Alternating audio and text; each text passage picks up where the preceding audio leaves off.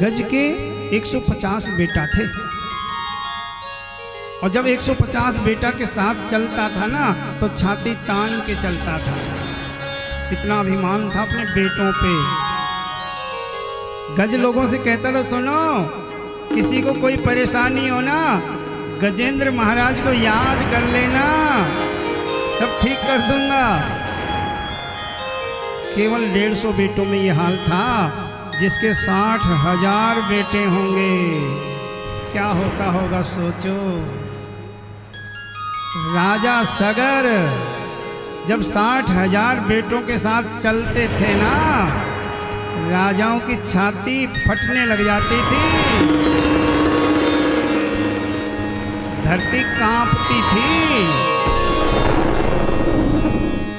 सगर ने क्या किया? अश्वमेध यज्ञ किया।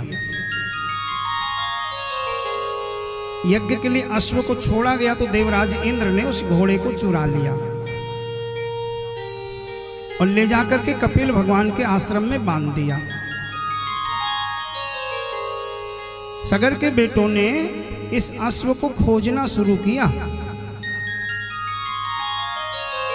इन्होंने महलों में, मकानों में, जंगलों में, बगीचों में, कंदराओं में अनेकों जगह खोजा। जब ये अश्व नहीं मिला तो सगर के बेटे धरती को खोदने लगे, और सगर के बेटों ने धरती को खोदते खोदते सागर खोद दिया। सगर के बेटों ने समुद्र बना दिया, सागर खोद दिया। 60,000 बेटे लगे थे धरती खोदने। अश्व यहां भी नहीं मिला तो फिर ये पहुंच गए कपिल भगवान के आश्रम में, जहां ये अश्व बंधा हुआ था। सगर के बेटों ने कपिल भगवान को चोर समझ लिया कि इनके आश्रम में ये अश्व बंधा है, तो ये चुरा के लाए होंगे, और कपिल भगवान को चोर समझ के उनको मारने के लिए आगे बढ़ने लगे। अब 60,000 व्यक्ति चलेंगे तो चलने की आहट तो आएगी। कपिल भगवान की समाधि टूट गई और कपिल भगवान ने पीछे मुड़ के जैसे सगर के 60,000 बेटों को देखा, इनके ऊपर दृष्टि पड़ी। कपिल भगवान की दृष्टि पड़ते ही सगर के 60,000 बेटे जल के राख हो गए। एक ही दृष्टि में 60,000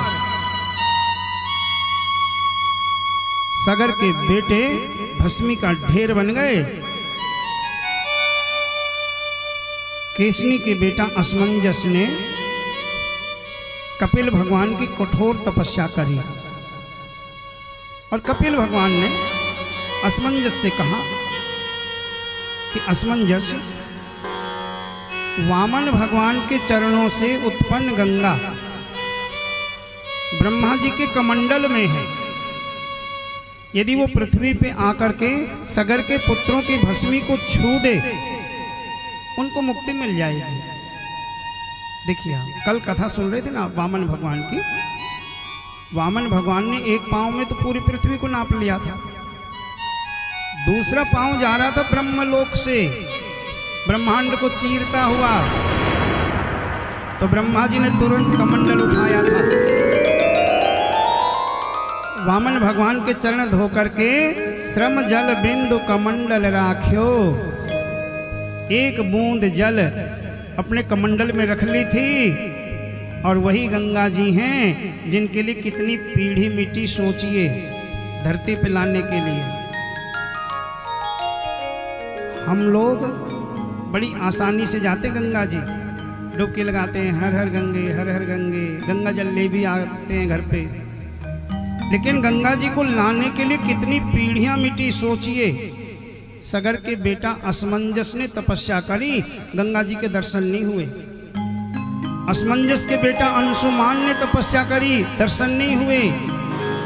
अंशुमान के बेटा राजा दिलीप ने तपस्या करी, 3 पीढ़ियां मिट गई थी, गंगा जी के दर्शन तक नहीं हुए थे। लेकिन राजा दिलीप के बेटा हुए श्रीमान भगीरथ जी महाराज, एक पांव पे खड़े हो गए थे और माँ गंगा मजबूर हो गई पृथ्वी पे आने के लिए। 2-4 शर्तें इन्होंने रखी। भगवान शिव की जटा में आके समा गई और भगवान शिव की जटा से होते हुए ये सागर में पहुंची। सागर के पुत्रों की भस्मी का स्पर्श करके उनको सायुज्य मुक्ति प्रदान करी। बोलिए गंगा